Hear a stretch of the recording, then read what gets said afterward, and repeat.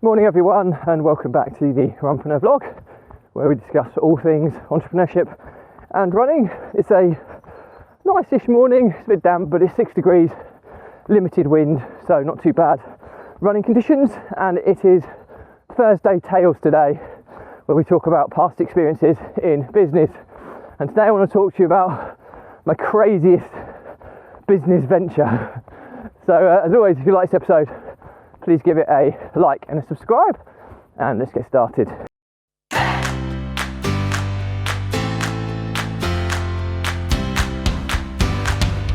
So I think if you're following the path of an entrepreneur, I think one of the prerequisites of being an entrepreneur is acting on opportunity and unearthing new opportunities. And quite often some of those opportunities will be something you really are convinced in at the time, but when you look back on it, you cringe and think how pie in the sky or how ridiculous that was. And this is certainly that one in my entrepreneurial journey. So I think it's always good to reflect on these things, because unfortunately I didn't proceed with this venture, but we were very close to doing it, and it is almost farcical when you think back at it. And I think when I look back at the experience, there were several of us involved, and I think because one of us was enthusiastic about it, it kind of pushed the enthusiasm onto everybody else. It was almost like peer pressure in a playground, which is why we thought it was such a good idea. So bear in mind, my entrepreneurial journey started very much in the property industry. Okay, so I got educated in property, built a property portfolio. That is ultimately the starting point of my entrepreneurial journey, and I built it using various strategies where I didn't have to have any money to start with, or I'd raise some capital that I'd recycle and grow in that fashion. So it wasn't like I had a huge tranche of money to begin with. I then got some investment and it kind of went on from there. But the point is here, my entrepreneurial stuff started in property. I was educated in property. I took the right steps in property. Well, I tried to take the right steps in property. It doesn't always work out to be that way. And then over the course of time in property, we kind of networked and can come across new characters and people that you look at potential joint venture partners. Most of the people I met as potential joint venture partners, I think every single one of them has ended up with pretty much failure. There's a couple of joint venture partners I still own properties with, which is still going, but that's gone through some really tough times, but still going, which is and it's been going for probably 5 or 6 years, maybe a bit more, so that's positive. I have a business partner, I have multiple business partners that are still going, but most of them are fairly newish, so you know you can never count your chickens. But the point I'm making here is that 9 out of 10 businesses fail. Okay, well that must mean that 9 out of 10 business partnerships or joint ventures fail as well. So there's an obvious repeating trend here. And this, as I go back to, we were in property. We then come across this guy whose father was a finance broker, and he wanted us to be helping him promote his kind of deal sourcing business as he was securing blocks of flats in and around the northwest. And it turned out to be this guy was a bit of a crook, and fortunately we got out before it got to the stage where he was actually selling deals he didn't have exclusivity on or ownership to do so, or the rights to do so. Yet he was taking sourcing fees and then not refunding people. So fortunately we managed to swerve allegiance with that, and once we unearthed that it wasn't above board and kosher, we backed out very, very quickly. But it was through the kind of contacts that I met, where there was I think there was 2 other guys and my now ex-business partner that were looking at options. Because I think with property, when you start growing a property business, you get to a stage where you're building it, and it's just hard to build it on a shoestring, and you're looking at ways to raise more money to kind of grow it. And we were at a stage where we're looking, okay, we can raise some money, but we can't refinance really until next year. So what are we going to do between now and next year to kind of plug the gap and to kind of venture further? And property sourcing seemed to be something that was fairly obvious. But I'm now, you can roll on kind of 5 or 6 years onwards, probably more than that, probably 7 or 8 years on, maybe even 10. And I'm now running a deal sourcing business. So it's funny how things go around in circles. But so we never got that launch. But these guys were all kind of, well, one of them was older, one of them was slightly younger, and my ex-business partner was a few years older as well. So at the time we would have been, I perhaps would have been in my late 20s, I would imagine. And a couple of guys would have been in their 30s, and one guy would have been perhaps mid to early 20s. I think that's probably as far ago as as long ago as it was. And somebody came up with this idea of, I know, just randomly out of the blue, we've got meetings set up today, guys. This guy's going to provide us with sunscreen tanning machines, sunscreen protection machines, and we're going to be the exclusive European distributor of this company, and we'll sell to all the big hotel chains, where we'll get a commission on every setup fee, and then all of the consumables that are kind of replenished as the sunscreen is used, we would get a percentage on. It's really, really good. I mean, the figures are amazing, and it was just so out of the blue, and we were like, "What? This is just really random." And the guy turned up and gave us the presentation of how it was all going to work. But bear in mind, this was back up in, this was up in somewhere outside Liverpool. We had an office where we were working from at the time, and this guy turned up. It's just dodgy as hell, and he was trying to sell us this dream that we were going to be the European distributor. We were going to hit all of the big, Marbella. We were going to go to all of the kind of hot, trending holiday destinations in and around Europe with a sunny climate. We were going to fly out to every week, go and meet with the head honchos at all of the different hotel chains, as if it was going to be so easy to kind of meet with these people. They were then going to pay, I can't remember what the figures were, but a big setup fee to lease one of these, install one of these sunscreen machines, and then sign them up to however long contract on a maintenance and a consumable replenishment basis. And they were going to make loads of money, we were going to make loads of money. And it was just, and we'd actually progressed this to the stage where we were close to like looking at logistics, how we were going to do it. We didn't have a lot of money. How on earth we were going to fund kind of travelling around Europe to meet with hotel chains on a shoestring. We had very little experience or no experience in this industry, so we didn't even know if the sunscreen product was any good. We were trying to find all this out off the cuff, and it was, I think we got to the stage where a company had even been set up, and we were like, yes, this is the next big thing. And I look back on it and think, that's the craziest thing that I was close to doing. And I look back on it and think, no, but you never know. Sometimes it's the crazy, wacky ideas that can be the ones that are the most successful. And I look back and I think, I always think, yeah, I'm glad I swerved that. That could have been an absolute disaster. But then you never know. That could have been the one that would have made me be far more successful than today.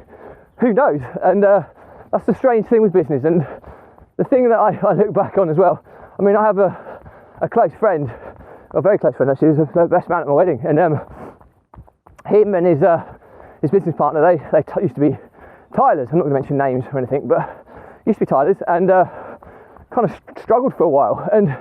But they were always quite entrepreneurial, and I always had admiration for the kind of wild and wacky ideas that they kind of used to come up with. You know, like betting sites and mixed martial arts gambling platforms, and you know, all sorts of stuff with on a shoestring without getting, you know, investment. It was crazily difficult. And in the end, they unearthed this model of I don't know how they come across it. I think they come across some Australian company that was doing the same, and kind of looked into it and thought, this is viable. But to an outsider looking in, it would be like, that's ridiculous. And it was basically they sell or build kind of display cases and stands for Lego. So what happens with Lego? You build it and then it gets broken. Well, I didn't realise there's so many fanatical Lego people out there that build things and they're absolute models that they want to display and put on show forever. And so they created these display cases, and I thought, well, surely Lego would do this if it was viable. But they've turned it into an extremely successful business. I think they've got like a couple of warehouses now. They've got like, I think 20 odd members of staff. I mean, I don't know the ins and outs of it, but they are very, super successful business. And they God knows how many deals they sell, or how many products they sell every day. But a lot of it's all bespoke. They've got laser printers that kind of cut everything, and it's a really, really slick operation. And hugely proud of him for going through his journey and growing up with him. That he's been trying and never trying to kind of get in that thing. Hated what he did, and all of a sudden he kind of unearthed something just through the case of perseverance and trying. And he's always been a bright guy, just didn't used to apply himself in the right way. But yeah, kudos. Who would have thought you can make a super successful business out of display cases for Lego? And I think they've ventured into display cases for other kind of collectibles and stuff now as well. But they're doing really, really well. So yeah, that to me looked like a pretty crazy idea. But they'd done their due diligence and clearly worked out that it was a viable opportunity, and they've turned it into a reality. So I think that the point I'm making here is that sometimes the craziest ventures, when I look back on that sunscreen mist, I think that's what we were calling the company at the time, opportunity, and thinking that was just ridiculous. But clearly, there is a demand in the world for suntan cream in warmer climates, with sunnier climates. Clearly that's a massive market. It's a very competitive market, and then you look at it and you think, well, what do people hate the most is getting their hands all dirty with suntan cream and not applying it in the correct way. And all of a sudden you had this walk-in kind of spray booth that you just strip down to your swimwear, and it coated you perfectly with the right amount of suntan cream in a mist-like format. You don't have to get your hands dirty or carry stuff around. So when you look at it from that perspective, it doesn't sound like a crazy idea. But I just look back on it and think, wow, that was so random, so wacky. And I look back on it and think, thank God we didn't do that. The costs involved with trying to roll that out without, trying to do it on a shoestring just wouldn't have happened. We've had to take some outside investment. The margins were already relatively tight. So I look back on it and think, yeah, I swerved a bullet there. But who's to say that at the same time, there probably is. I haven't done any research, but I bet you there's probably some suntan spraying business that was founded in and around the same time that's probably pretty successful now. So the question I'm supposed to summarise, what's your wild and wackiest business idea that you've either been close to doing or you've pulled out of at the last minute or you've actually done? And I'd be really, really keen to hear people's views on this, because it's always quite an entertaining topic as well, the craziest business ideas. I mean, even worse, I think, back in the early days, trust me, I didn't do this, we walked a mile, but somebody approached me with the opportunity of buying a building, and they wanted to lease it off me to continue running it as a massage parlour. And the rents he was going to offer were extortionately high, which just goes to show how well that type of business can do, but it's not in line with my ethical approach. And fortunately, again, we managed to swerve that one. So what is your most craziest and wackiest business? Be really, really keen to hear some feedback on this. And sometimes they're not always that crazy, and you know what, sometimes they can be just a rough diamond that just needs a bit of polishing, and it can turn into something that's super successful. So that's it for me today. As always, I'd love to hear your feedback on this one. Any comments, drop them in. I'll respond to everyone. If it's a bigger topic, I'll do a separate vlog episode and tag you in. If this is irrelevant to you, don't want to see any more of this content, just unfollow me. No drama there. You don't have to unfriend me, just unfollowing me will stop it cluttering your feeds. But do check out my bio links, because it links to my YouTube channel. We're about to launch a blog and a podcast, so you can watch, listen or read my content now, which hopefully is going to be useful depending on which type of person you are. And we do a different topic on each day of the week, so hopefully there'll be some stuff relevant there for you. And all that's left to say is that the Runpreneur blog was set up to help entrepreneurs and business owners overcome the emotions of stress, overwhelm and anxiety by using exercise, or in my case running, as a release valve to relieve those kind of daily, weekly pressures in the form of stress, so that you can remain in control, you can process what's going on, you can keep clarity, and you can move forward. If you don't process and release these emotions on a regular basis, they build up like pressure does in a pipe. So stress will build and build and build, and then turn into overwhelm. Overwhelm happens, you just freeze, you don't know what you're doing anymore, you kind of procrastinate, and then all of a sudden anxiety kicks in where you're panicking. Oh wow, what am I going to do? How do I handle this? And then it starts affecting kind of your mental health with anxiety attacks, panic attacks, etc., which is a really bad place to be. So I've been there, and I've experienced this. I've lost businesses because of it. I've lost business partners, and I've almost been bankrupt because of my inability to process these things.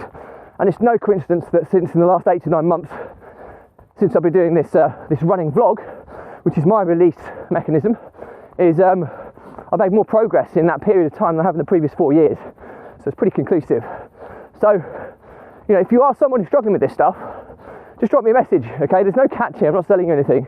I'll just jump on a call and I'll give you some hints and tips that I've kind of implemented over the past 8 to 9 months that have made a massive, monumental, game-changing difference to my life in a hugely positive way. And I know that they're very transferable to so many of you. So, help is there, and it's not, you don't always have to pay for it can often be free. And so I always said that if this vlog just helps one entrepreneur or saves one business, it's been 1,000,000% worthwhile.